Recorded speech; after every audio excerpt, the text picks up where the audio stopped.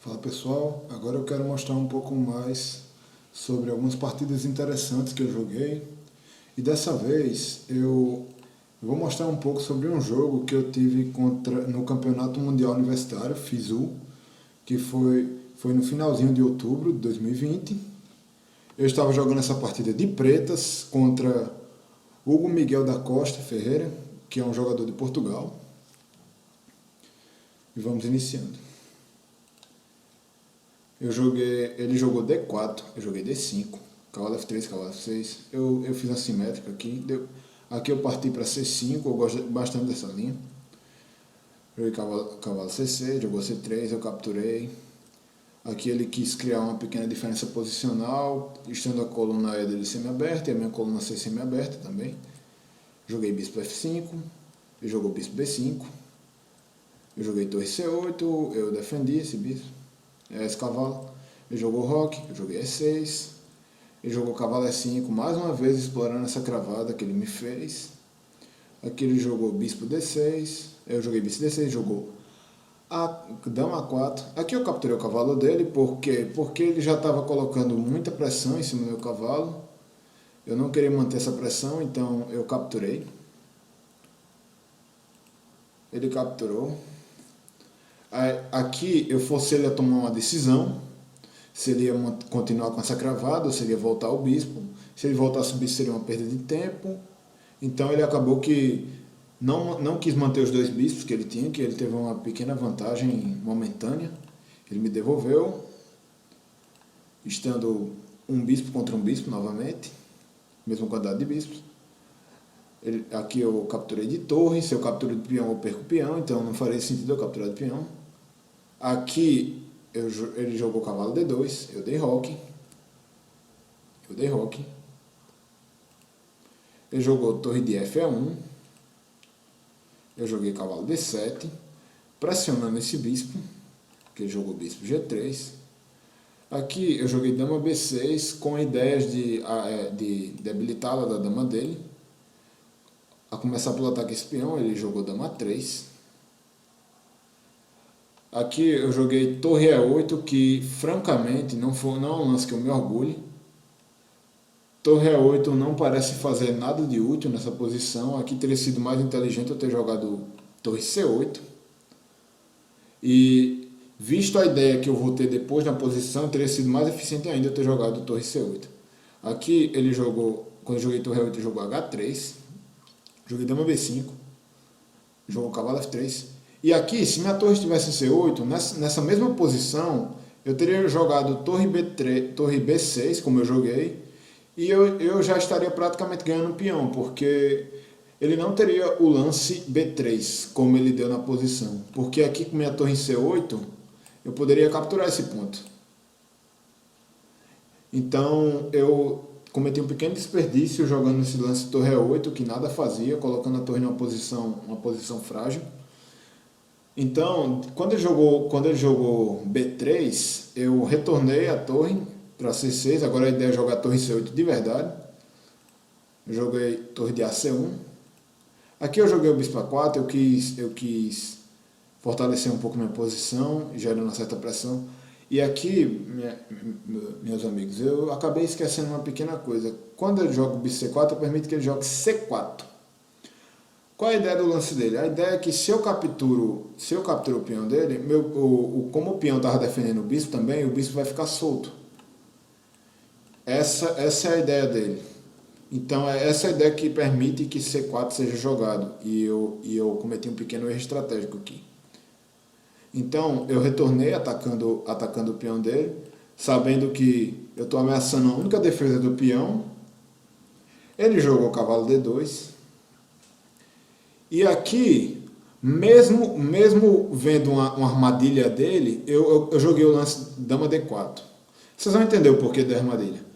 Eu capturei esse peão, ele capturou, eu capturei novamente, e ele jogou esse lance aqui.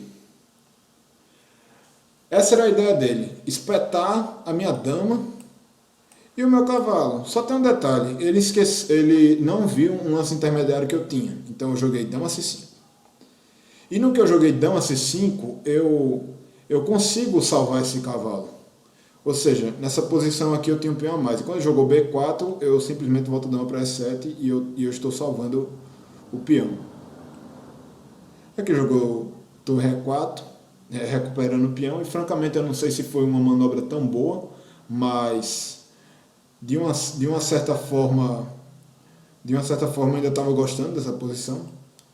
Joguei H6, ele jogou C5. Aqui, mais uma vez, um lance desperdiçado.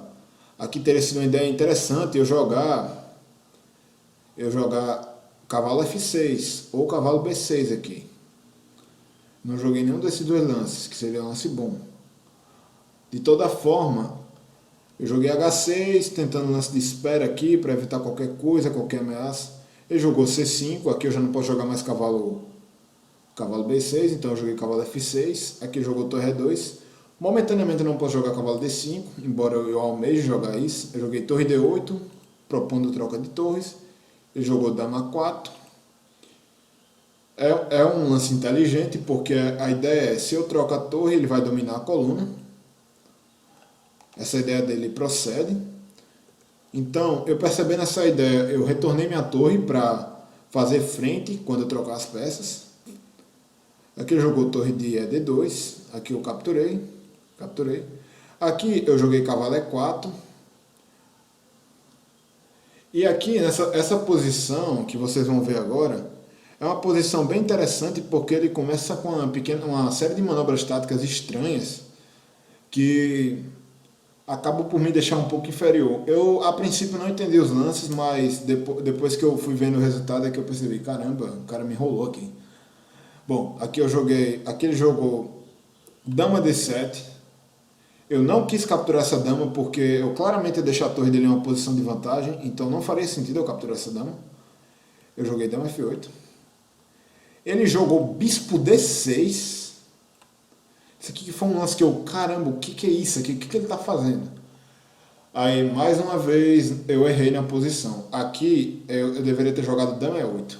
Se eu tivesse jogado dama E8, eu teria acabado com o plano, com a ideia que ele fez na posição.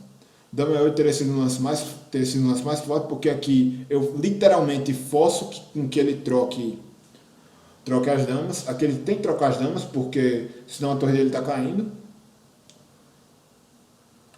E nessa posição, praticamente qualquer lance que ele deu, eu vou capturar o bispo dele. Vocês vão entender o porquê. Aqui, o único lance que talvez eu não capturasse o bispo dele seria torre D4. Se ele joga torre D4, aqui eu jogo cavalo C3 para jogar cavalo D5. Mais uma vez a ideia do cavalo D5 é importante para mim aqui. Se ele joga qualquer outro lance aqui, eu jogo na mesma hora torre D8. A ideia de jogar torre D8 é você explorar que esse peão vai ficar solto. Esse peão aqui, quando eu capturar esse bispo, vai ficar completamente solto. Então, ele seria forçado a jogar torre D4 aqui nessa posição. Mas não foi isso que eu vi na posição. Não joguei o melhor lance. Aqui eu joguei dama D8, que não foi um bom lance. Aqui eu permiti que ele continuasse essas manobras esquisitas de bispo. Jogou bispo E7, dama C7, dama toma C7. E aqui eu mantive, porque caso ele troque, eu ainda mantenho a torre defendendo. Ele jogou torre D8. Mais um detalhe, pessoal. Não cometam o mesmo erro que eu nessa posição. Aqui minha torre está passiva. Vocês não devem deixar a torre passiva em posição de final. É princípio de final. Se você quiser minimamente empatar ou ganhar um final de torres, você tem que manter suas torres ativas. Pessoal, se esse vídeo passar de 2 minutos, eu vou recortar ele em 2 partes, porque o YouTube não permite que eu grave vídeo maior que 2 minutos. E eu já estou vendo aqui que está em 9 minutos e alguma coisa, então provavelmente vai ter uma segunda parte dessa posição. Então, aqui estamos no final de torres. Aqui ele voltou novamente o bispo para D6. Aqui eu resolvi capturar. E vocês vão entender o porquê. Não é um lance suicida como parece, porque se ele captura de peão, esse peão dele vai cair. Então não é uma ideia interessante para ele. Porque, ó, vejam comigo. Se ele joga esse lance, eu jogo torre 16. Se ele inventar de jogar D7, esse peão dele cai em poucos lances, porque a minha ideia é jogar isso aqui, ó. E aqui o peão dele já era. E vocês podem perceber que meu rei está fazendo toda essa manobra sem levar um único cheque. Ou seja, literalmente a torre dele vai ficar escrava. Então não era uma ideia interessante para ele jogar isso.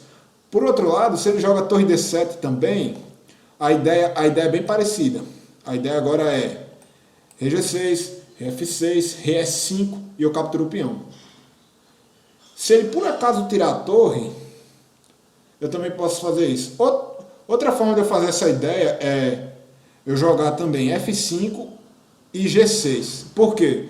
Porque eu faço a manobra sem perder peões. E também posso jogar B5. Ou seja, existem várias formas com que eu posso deixar o adversário inferior aqui se ele jogar de peão. Então ele capturou corretamente de torre, ele não poderia capturar com outra peça.